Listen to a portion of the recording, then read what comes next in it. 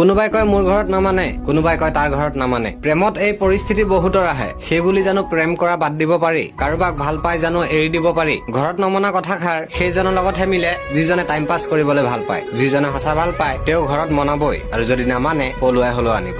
গতিকে এই ঘৰত নমনা কথাষাৰ মই বাহানা বনোৱা বুলি ভাবো, কাৰোবাক এৰিবলৈ সুযোগ লোৱা বুলি ভাবো। কোনে ঘৰত সুধি প্ৰেম কৰে? ঘৰৰ কথা মানি কোনে প্ৰেম কৰে? যদি জানিছিলাই ঘৰত নামানে তেওঁৰ লগত প্ৰেম কিয় কৰিছিলা? যদি জানিছিলাই ঘৰত নামানে তেওঁৰ লগত একেলগে কিয় ঘূৰিছিলা? যদি জানিছিলাই ঘৰত নামানে তেওঁক নিজৰ মতে কিয় ব্যৱহাৰ কৰিছিলা? কাৰোবাক প্ৰেম কৰিবলৈ ঘৰত মানিব নালাগে, তাইক বিয়া পাতিবলৈহে ঘৰত মানিব লাগে। ছোৱালীজনীৰ লগত শাৰীৰিক সম্পৰ্ক কৰিবলৈ ঘৰত মানিব নালাগে, কিন্তু তাইক সেইখন ঘৰৰ বোৱাৰী কৰি আনিবলৈ ঘৰত মানিব লাগে। মনত ৰাখিবা, যিজনে সঁচা ভাল পায় তেওঁ বাহানা নিবিচাৰে, কোনো অপচন নিবিচাৰে। তেওঁ কেৱল ভাল পাব জানে, তেওঁৰ প্ৰিয়জনৰ লগত একেলগে চিৰজীৱন থাকিব বিচাৰে। আৰু কোনে কোনে নিজৰ প্ৰিয়জনৰ লগত থাকিব বিচাৰা ভিডিঅ'টোত এটা লাইক কৰি কমেন্ট কৰি থৈ যাবা, আৰু ভিডিঅ'টো প্ৰিয়জনলৈ শ্বেয়াৰ কৰি দিবা। ধন্যবাদ।